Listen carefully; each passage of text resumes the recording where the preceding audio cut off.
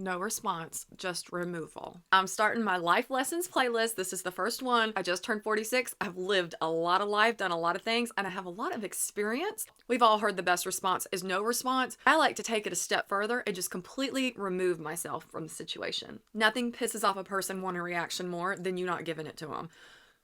I haven't always been like that. I enjoy a crash out every once in a while, and I enjoy a very nice read here and there. Learned that not responding always works out better. I hear things all the time about myself, and I'm like, that is completely untrue, but I don't try to defend myself, and I don't try to set the record straight because it always works itself out, and the person talking all the shit ends up looking absolutely crazy because they are.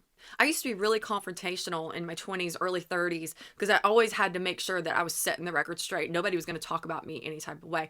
But I learned that that didn't really help. It just fueled the fire. And I was giving them what they wanted, which was my attention. They so desperately wanted my attention, they would say anything to get me to respond. So when I learned that power comes from silence, it's always the loudest one in the room that is the weakest link. The one who is silent has the most power. Because they're confident, they don't need to try to set the story straight. They don't care what you think. Although, side note, I do care if people speak negatively on me. Not as much as I care as if they were speaking about someone I love. I posted a video yesterday saying how I just didn't want to talk about anything on social media anymore because the fun is gone. Whataboutism, bean soup theory, everybody's got a hot take, everybody loves to talk shit about people, takes away the education that you could be learning because people don't feel like hearing the bullshit. First, I just gotta say thank you to my audience. Y'all always hype me up and you keep me going. I don't say it enough, but thank y'all. It really does mean a lot. Uplifting, because that is what I want to do. I want to uplift others, have people realize their self-worth so they're not dependent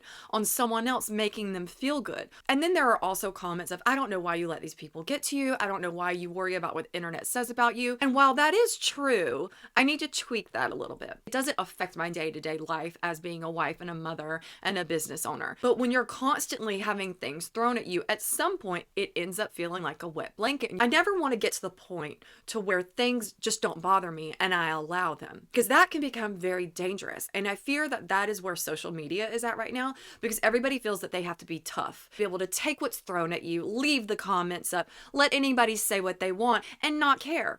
Respectfully, I'm not tough like that, nor do I want to be. I will not allow negativity around me in my physical form, and I'm certainly not going to allow it in the social media form. I always welcome constructive criticism and a healthy debate, but when it becomes just mean-spirited, that is an absolute no. Don't engage in it. In fact, you're gone.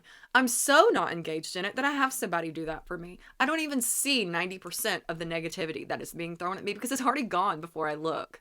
I never want to get to the point where someone can say the worst thing to me or about me in my personal space and I just leave it up for the sake of looking tough. That is why so many people feel so inclined to share their mean-spirited opinion, because we have been taught we better leave that up. We better not block. We better not delete the comment because we're going to have everybody coming at us. Oh, she can't take it. Do you see the pattern? We're being conditioned to constantly see negativity and leave it up around us for the sake of looking tough.